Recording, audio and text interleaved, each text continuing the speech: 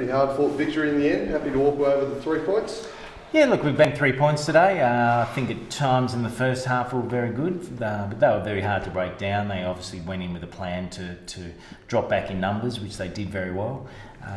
Look, I think we should have just had some more strikes on goal, and really a bit like Zach did in the second half. So, yeah, look, frustrating. I think the second half our structure went missing, so that was disappointing, and we've got a lot to work on this week. And Zach, obviously, with a wonderful goal and just a pretty good performance from him in general today. Yeah, he's a quality player, quality person, so he does a lot of work out of hours, and yeah, so he's always striving to be better, and he's just he's been a great pickup for us. You had a lot of the ball today, but at times probably struggled to create a few chances with them kind of sitting back. How do you kind of forge more chances from possession? How do you kind of transition into creating more? Well, these are the solutions we've got to come up with, and you know, obviously width is a key, and quick transition is also something that we've been struggling with. So we tend to just take that extra touch, try and take on the extra player, when really we should be moving the ball on a lot quicker. Having said that, you missed a few chances today. Do you think you're a bit wasteful? Look, they're possibly. I know we hit the woodwork a couple of times, I think. Yeah, it's all about being clinical in front of goals, I suppose, and we weren't today. And Lawrence went off injured. What's the news there? Well, still early days. We'll have to see with TAS where it's at. He did hear a crack, but he landed on it awkwardly. So the physio will have a look, and if he needs to get in for some X-rays, we'll send him in. Yeah. Cool. Eastern Shore bragging rights, Glen? Oh, look, you know, we're really focused on the bigger picture, you know, and it's 3 points heading towards that. But it was certainly, I can't say we're impressive today, and yeah, we've got a lot of work to do this week. Is that more or less what you expected from Clarence?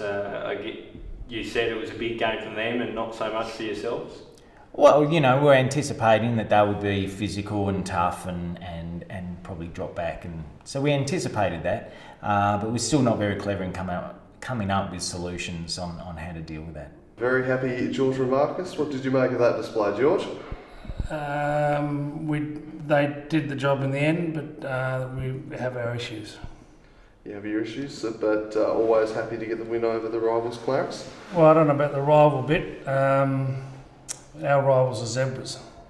Clarence, I think this hype about the derby is a bit overblown a bit. My take on it is that they've come into the league and attached themselves to us in order to make themselves relevant. Yeah. George goes whacked. So, apart from Clarence, what do you make of your own display? Where do you think your team needs to improve? I'll leave that up to Glen, I think. I don't do much of the football department stuff. Just you didn't have a whack at Clarence? No whack. I think it's true. I mean, the day they were announced into the Premier League, into the National Premier League, the only thing they talked about was Olympia. I mean, you know, it was bizarre. It's fair to say there's not a lot of love between the two clubs then, George? No, they're irrelevant to me. So, Jabba, what did you make of that performance from your boys today? I thought the lads were excellent. I thought we asked for effort, and we asked for a workmanlike performance, and that's what they gave. And I thought, you know, when you're a spectator or a supporter wanting to watch a game of football, some of these games can be blowouts, and we know ourselves that we're competitive. We can be competitive against any team, and I thought they showed that today. Yeah, you said before the season that you would walk away and say that was a good loss. Was that about as close as you could get? Yeah, well, you're spot on. I think when you're that close to getting a result against a team like that, it's disappointing. So it's that double-edged sword thing again. But yeah, exactly. You get beat by a better team that does something better in front of goal on the night, and you can take that. And I thought we didn't lost it ourselves. I thought the boys just dug deep, and in the end just got done 2-1. Yeah.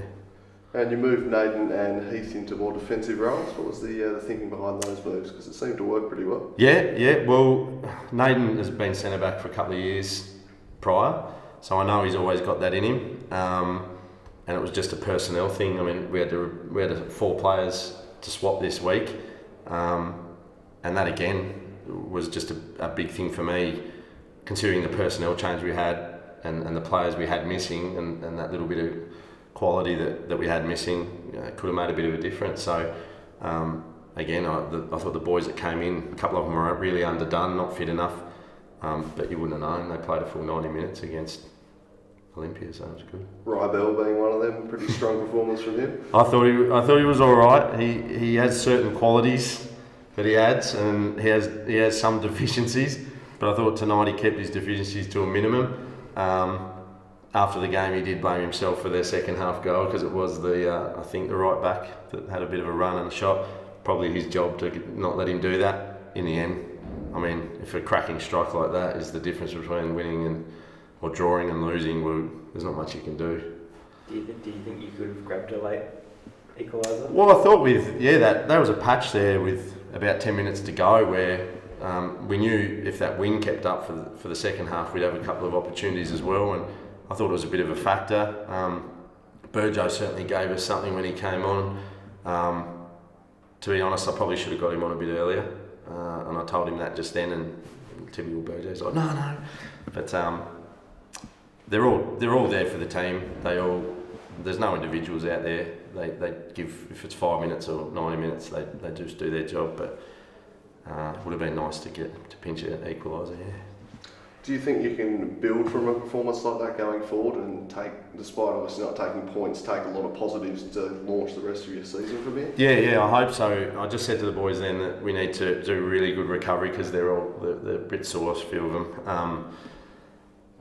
Our first away or road trip next week with Lonnie City away, and it's a good nightmare to have as a coach to try and get those players that have missed back in. And not all of them will get back in. So you got to take that effort. And I said, if you can give me that effort each week and that discipline that they showed, not to let players in behind and all that, I think against some of the other teams we might get a little bit more lucky and get a win. Olympia have, I guess, sort of played down the Eastern Shore Derby, sort of question your relevance a little bit. Do you think what you showed out there is that Clarence are relevant in this top flight? Well, we're relevant to us. I really couldn't care less if we're relevant to them. I mean, if they're going to outlay the kind of money they have to dish that up, I wouldn't be happy with that if I was them. No doubt they probably are, but that's just my personal opinion. The boys played the same they would have against any other side. They didn't give an inch, and neither did the Olympia boys. They fought hard all game. But I can't make them think we're relevant. It's up to them. Maybe we have to beat them first. Who knows? It's up to them in that.